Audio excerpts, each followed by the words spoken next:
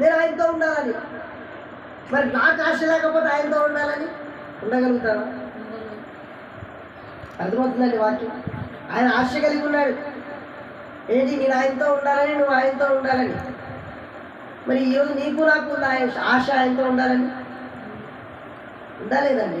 క్రైస్తవుడుగా దేవుడు నమ్ముకున్నదే అందుకే ఆయనతో పాటు యుగ యుగములో ఆ యొక్క నిత్య రాజ్యంలో కోటాను కోట్ల దూతల చేత పరిశుద్ధుడు పరిశుద్ధుడు పరిశుద్ధుడు అని కొలవబడుతున్నటువంటి ఆ బంగారు వీధులలో పరలోక రాజ్యంలో దేవుడితో యుగ యుగములు నిలవాలని, ఆయనతో ఉండాలని ఆశ ఈరోజు నీకు నాకు దేవుడు కలిగించాలి.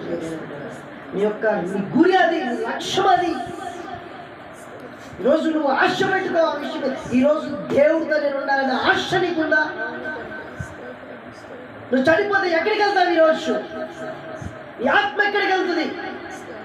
నా ఆత్మ ఎక్కడికి వెళ్తుంది? ఈరోజు ఆశ కలిగి ఉన్న ప్రభువా, నీతో ఉండాలయ్యా, అట్టి విధంగా నా బ్రతుకు మార్చయ్యా, నేను నీతో ఉండాలయ్యా, అట్టి విధంగా నా ఆత్మీయ స్థితి మార్చయ్యా. నేను ఆశ కలిగి ఉండు. ఆశపడ్డ ప్రాణాన్ని దేవుడు తృప్తిపరుస్తా. Praise the lord. దేవునికి మహిమ కలుగును గాక.